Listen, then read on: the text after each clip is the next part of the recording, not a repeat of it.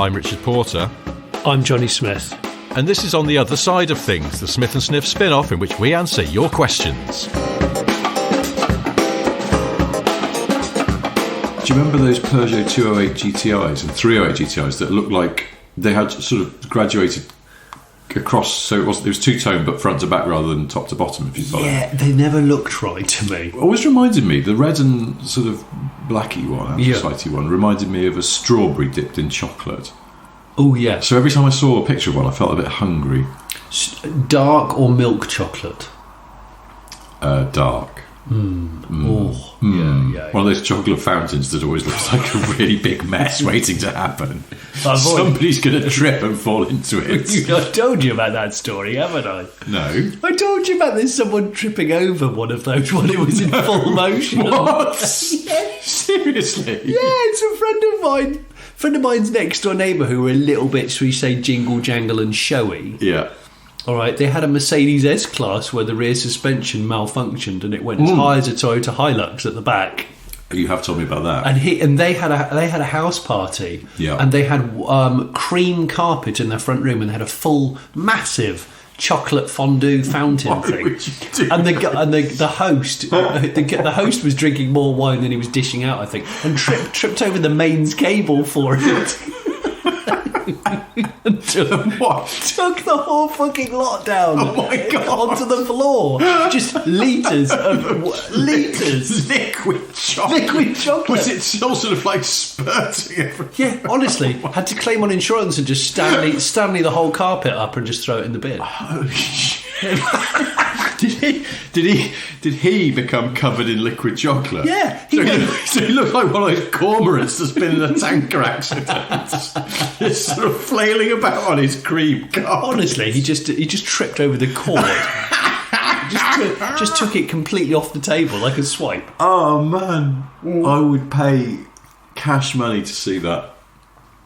Anyway, shout out to Brian and Sharon. We should move on. Fandy Darlington, another patron of ours, says, what, in your opinion, is the best-looking coupe version of a regular saloon car? Ooh. He says, the question occurred to me when I was on holiday in France last year, and wandering around the back of the gîte we were staying in, came across a forlorn-looking Peugeot 406 coupe nestled among the weeds. It's a cool car. Its Pininfarina lines still looked great, even covered in grime. Do you know what? That's always been a very tasteful and an exercise in less is more, the 406 coupe. Yeah. With the Pininfarina scriptage. But do you feel a little bit like Fandy's answered his own question there? Because I can't think of... Well, I tell you what I think is an underratedly nice-looking car. Rover 200 coupe. Is that Tomcat thing? Tomcat. Yes. It's a handsome car. Yeah, it is that is a cool car. The whole 200, 400 of that era, the R8. Yeah. I think very neat design. Yeah. But I think the Tomcat... I'm trying to think of all the other variants. There's so many different variants. So you've got the...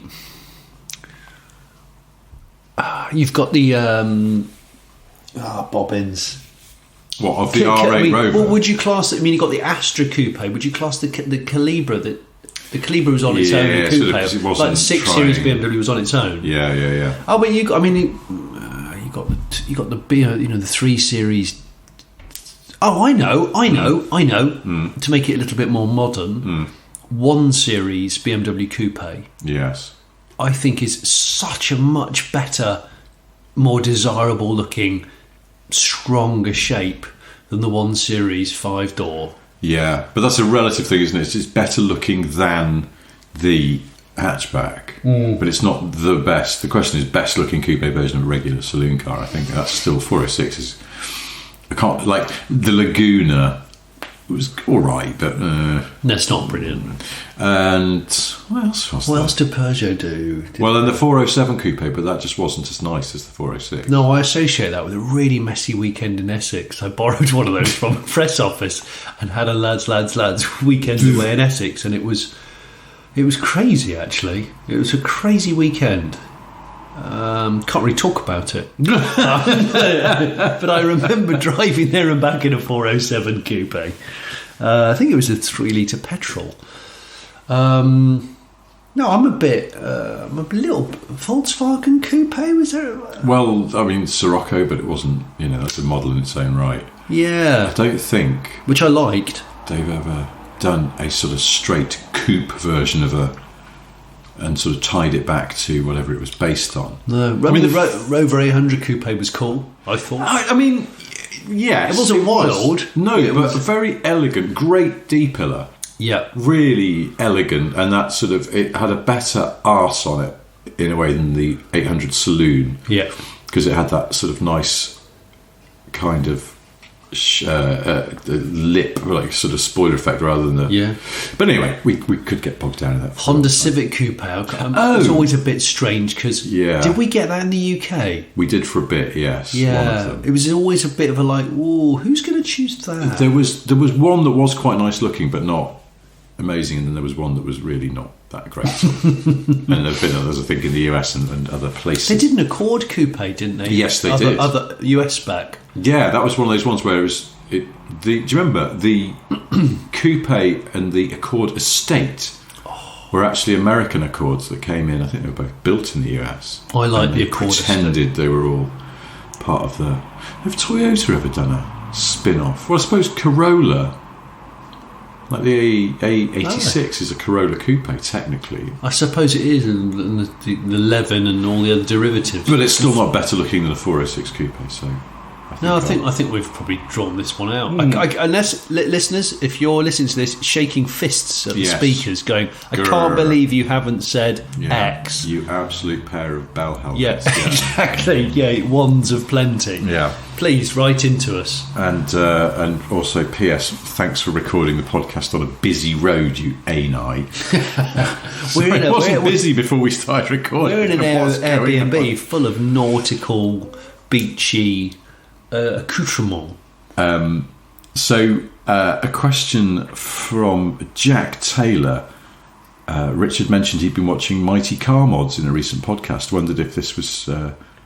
Wondering if this was simply inspired by Moog/Blair's hosting in the latest Top Gear Australia series, or if Sniff had any involvement in the production. Any thoughts or stories you could share? Yes, I did some scripts for Top Gear Australia on location recordings. As far as I could work out, they were almost completely ignored, and so I can't really claim much credit there. But I was a fan of Mighty Car Mods anyway, and I was delighted when they cast Blair in that show.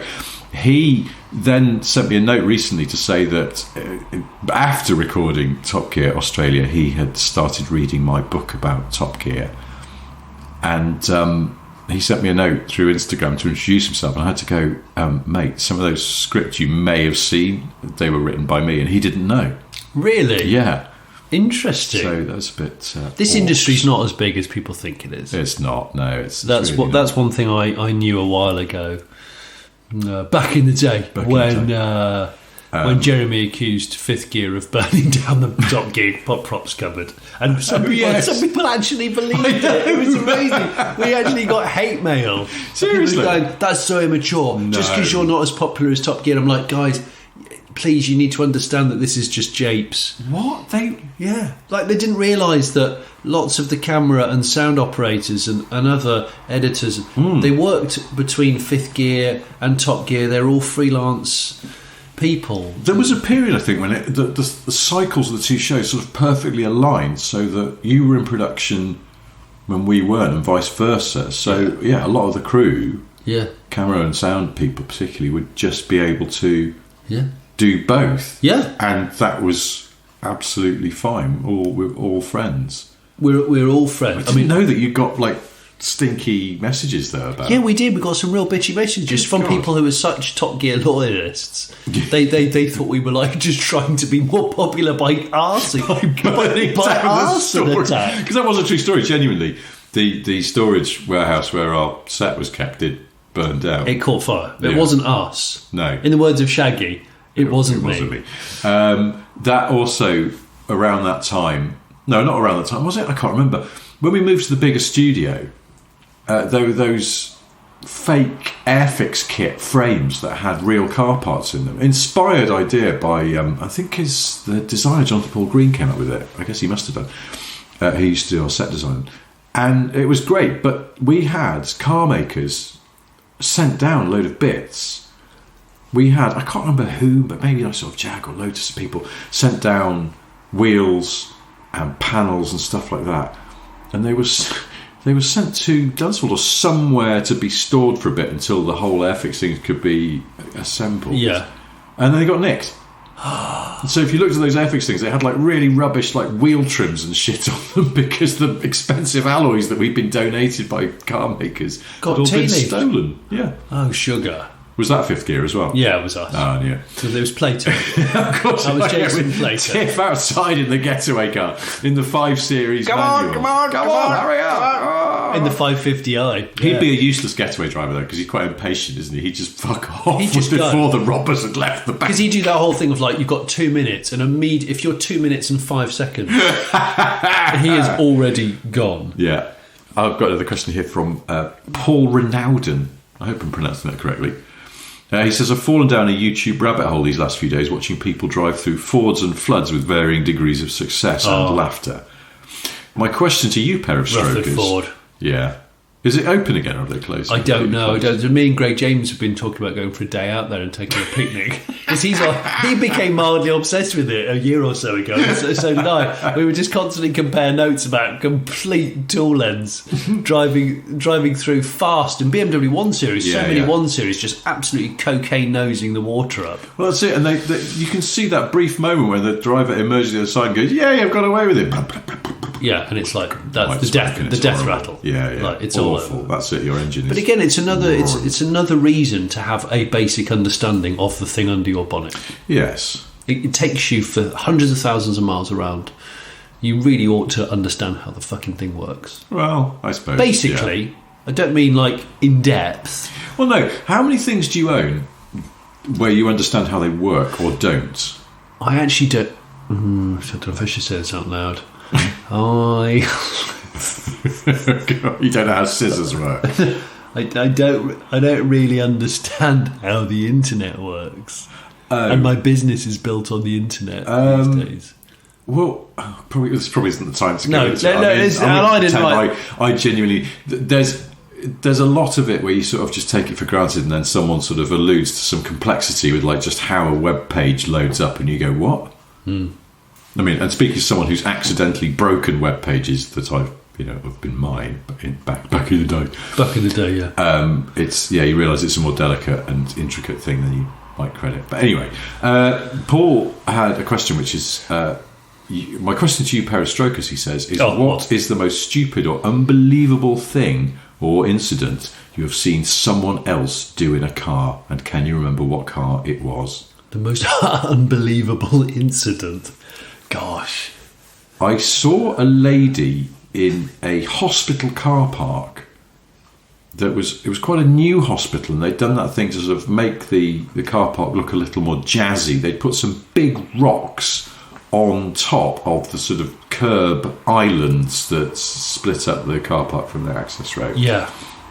And I saw this lady quite comprehensively banana.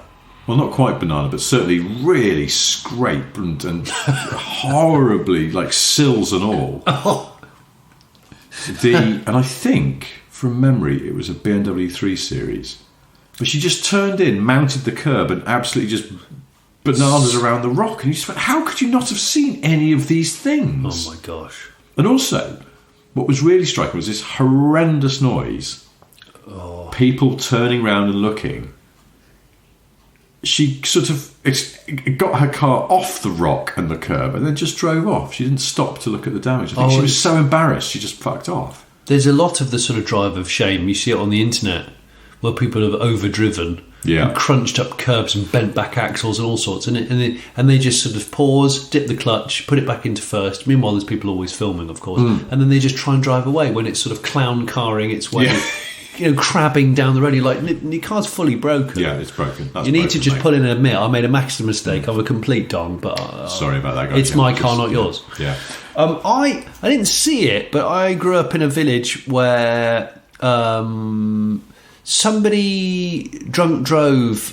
They came out of the pub, small town behaviour. They got into their, we definitely know it's an escort van. They drove it around and over the entire graveyard at the local church. What? Like gravestones. Just think about how drunk you have to be. Smashed the whole sump off the car, of course, because they're driving over gravestones. So there was like figure of eights of oil over smashed gravestones, and then oil all the way down the road, through the village, and outside somebody's house where there was a completely ruined escort van. To quote the big brother in Weird Science, do you have any idea how disrespectful that is? Well, yeah. Massive. That's terrible. It was terrible. I mean, that's terrible. And it was really, really low. Oh, dear. Really low. I remember another one where there was a hand car wash near where I used to live, in Highgate in North London. Do you know that Esso station that sits on an island at the bottom of the hill in Highgate? Yes, I do. Other people may know this, but it's not essential. Next to that, on that island, there's a hand car wash, and it's quite tight. You get in there, they make you drive into a sort of covered bit with iron pillars. It's like getting in there in a big car is tricky. I just wouldn't do that. Well, I only went there once, but when I went there once, I was just queuing at the entrance. They had big gates, brick walls. Yeah. And a lady in a Citroen C4 Picasso was just leaving, and her car was all nicely clean and shining and polished. And then, again, she bananaed it on the metal gatepost on the wall going out, and it made a horrible noise. And again, then she just drove off. What? But she must be going, I've just had the car cleaned, and now I've done £2,000 worth of panel damage. I've told the story before when we used to lift share to primary school, and I used to go in the Citroen GSA Special, and it got kicked by a horse. What? No. Yeah, we went really slowly past a horse on a narrow lane, and the horse just went crackers, and it back kicked the rear quarter panel, which I was in the back. Bloody hell. And it was really, the car properly skittered across the road. The horse did a full back, and the driver who still lives at the bottom of the road where my folks live, they still live there, the Fitzpatricks, he just went, oh well, and just carried on driving. The car had been kicked like 2 foot across the road. Oh well? By a horse's back leg. Was presumably quite severe? It was stoved. Yeah. Do you think a wibbly wobbly French rear quarter panel versus a horse's leg? But I can't remember if that car would have had, I presume still that rear quarter panel is welded in. That's part of the monocoque. It has a bolt-on panel, so that's an annoying fix. Yeah. I don't even know if it ever got repaired. But I just remember because they were such Citroen loyal purchasers, they had Citroens for decades. And they've only, in the last 10 years, gone away from Citroen and gone on to Volkswagen. And I think they should go back to Citroen. But it's none of my business. Well, so given what you do for a living, you could go in and gently persuade them. I could, couldn't I? Or bang on the door at slightly too late. Yeah, like go, look, have you driven an EC4? An EC4's got the most lovely ride. Absolutely exquisite ride. Yeah. I'll think of that. There'll be other incidents where working on Max Power, I've seen some terrible things. Jack McCurran has an intriguing question. If you were to produce a new car-based entertainment show for telly, what 4-man cast would you put together? You must feature one from pre-Evans Top Gear, one from post-Evans Top Gear, one from Fifth Gear, and one current automotive YouTuber. Okay, so pre-Evans, post-Evans, Fifth Gear. Well, is it pre-Evans and post-Evans? That implies that you don't have to have one from actual Evans Top Gear, which... All right, well, if I was going to throw a wild card in there, pre-Evans Top Gear, those of you who have to look a long way back, Noel Edmonds. Oh, interesting. Yeah. Because he's an old man now, but I still think he's probably got some interesting car tales, and he can probably still pedal. Yeah. So he'd be in there. Post Chris Evans era Top Gear. Monkey. Okay. I think Monkey and Noel Edmonds would get on well. Monkey's met Noel Edmonds. Oh, was this a recent... Recent-ish. And he promised me he'd give me the full briefing on the Noel Edmonds encounter, and then he never has. Well, follow up on that. He's also promised to film with me again on the Late Break Show and actually go out for a drive in one of his motors, and he hasn't yet. So let's give him a good. He's shoot. a busy man. He's a busy guy, in fairness, because he's doing that show, but also an SSG. Yeah. So I do that. So we've got Edmonds there. We've got Monkey Harris there, and then we've got someone from Fifth. Now, the problem is you fall in the last two categories. Someone from Fifth Gear and a current automotive YouTuber. That's you. I could just both. You could just cast yourself twice. I don't know if that's self-congratulatory if I just nominate myself. Okay. I don't know whether you want this gig, so I was going to say because I could nominate you in my selection, but I don't know whether you want it. I mean, depending on the layout, I would let. So you got Edmonds, Monkey Harris. It'd be quite cool to have Plato in there, and then I'm not going to nominate myself. And then an automotive YouTuber, I would go for Freddie Tavares. Ah, yes, because I think he's got a broad church of appreciation. He's a very sharp guy, and he's easy to warm to, and I think he'd get on well with the others. There you go. Okay. It could be a good layout. It could be a terrible lineup. I don't know. Well, you just don't know, do you? I don't know. See, on that note, I think I'd go for Woolard and have him in a sort of, grand wise master, almost the way that we used to do on Top Gear. The producers told us, and then latterly on the Grand Tour, Mr. Willman said we had to. William told us, and he's there, but he's very much this sort of. He just, and they see him sometimes like the on Gandalf? Yes, because I don't know how old William Willard is, but I think it's not rude to say that he's 80s. Yes, he's certainly an older gentleman. Can't expect him to go out and do all these adventures and things like that. The sound you're hearing is Johnny pouring himself some more Malbec, just to be clear that he wasn't suddenly having. By the way, I've got friends who listen to this podcast and go, "Have you started drinking considerably more than you ever have?" And I went, "I actually haven't. I just select when I do drink, and I don't work on my cards as much as I ought to, and I don't always drink when I do. So please, it's okay." We do sometimes give a slightly distorted.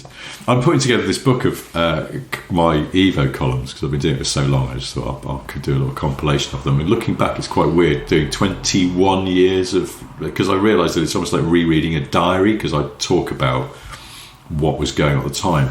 But my earlier columns, probably the first 10 years, it's quite a lot of references to drinking. And I suddenly went, oh my God. Pre-children. Well, that's probably what it is. In a car magazine, how often I was referencing getting shit-faced. And also you're a Londoner. Yeah. Is that a thing? Do you think it's a... Yeah, because you don't use a car every day. Oh, yeah. Because excellent public transport. Exactly. So that means you can have a drinky on the way home because you're not getting in the car. Well, no, and you can just go, that's fine. There's an underground railway network will take me home. So answer the question, though, I don't know. I go Woolard as a sort of wise Gandalf figure, sets the challenges for the other ones. Yeah. Post Evans, Monkey. Honourable mention to Rory Reid, who I think is underrated presenter from that era. He's a really good presenter on Auto Trader. And really good. One from Fifth Gear. If you want the gig, you got it. Really? Yeah. Who am I with? Rory, Monkey? Well, Rory / Monkey, I don't know. Hang on. You're slashing Monkey. Wait, Rory, current YouTuber. Oh, yeah. He's technically on YouTube with Auto Trader. So, okay. So you've got... Yeah. Woolard sets your challenges. It's amazing. You, Monkey and Rory. Off you go. I'd just love to have... I'd love to have William Woolard just pass slide an envelope across the table. Yeah, but he's got 1 foot on the desk. He would, but so the crotch would be very much in eye level. You're all trying not to look. Because he'd be Woolarding at a high table. He'd be like, "Oh, it's a high table." Are you okay there, Bill? We've got to be able to get you down again. And you think, "Well, it's a humid day. He's just unsticking the bag. It's absolutely fine." Oh yeah, of course. And he'd pass the manila envelope over the table. Your mission, should you choose to accept it. And I'd look at Rory, and Rory would look at me like, "Who the hell is this old guy?" And I'd be like, "I don't know, but we're going to have to do it." Yeah, it'd be quite fun. And then you'd be out in the field and you'd receive video messages from him. And sometimes you'd be like out in the middle of the desert doing some ridiculous challenge in old cars, and then he's looking. William Woolard's in a wood-panelled room drinking brandy with Chris Goffey, and you're like, "You bastard, Woolard!" He's doing it from a home-built sauna. Why is it home built? I don't know. And he's recording it onto a Sony Handycam. and then someone in the production team has had to quickly digitise it. Yeah, is this analogue? Oh, it's all I've got, yeah. We used to swear by them back in my day. Right, well, I think that's quite enough questions for this episode. Thank you for listening. And if you have got a question for us, hello@smithandsniff.com is the address. Do get in touch. We'll be doing this again next Friday. Until then, goodbye. Cheers, mate. Thanks, mate. And goodbye. That's very smooth jazz. You're listening... Classic FM. Oh, Classic FM. You're listening to Classic FM. Coming up soon, Brahms. But first, cheers, mate. Thanks, mate. Bye.